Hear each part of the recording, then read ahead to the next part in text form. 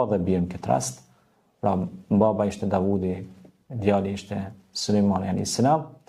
Nëse i lexojmë historinë e tyre, ne do të bëhemi sipërmarr shumë të fuqishëm. Do të arrijmë shumë në ekonomi. Pse? Sepse ata ishin guximtar. Në ekonomi don guxim. S'mund hin gjithkusht në ekonomi.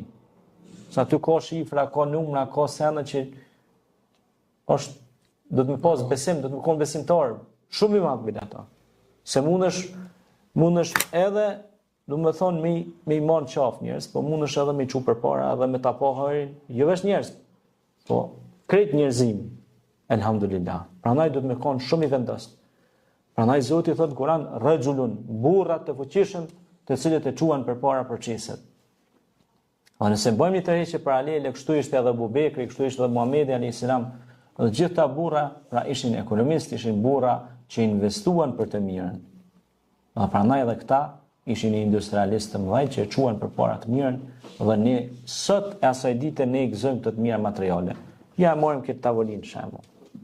Kjo tavolinë poshtë ka ca hekura. Po. Dhe janë të përpunuar në atë formë, në formë të fytit dhe në formë të gilinderave. Llogaritë në atë kohë ata kanë përpunuar parazmur edhe tesha pe hekurit. Ti ke vesh për shembull këmishën pe hekurit. Llogaritë sot nuk ke këmishë tipike të hekurit, është vështirë të punohet ajo. Po. Prandaj këto janë pra që Allahu ka dhënë këtyre pejgamberëve dhe ne falenderojmë Allahun që na ka bërë musliman dhe besimtar dhe ndjekim rrugën e këtyre besimtarëve që të bëjnë punë të mira për njerëzimin.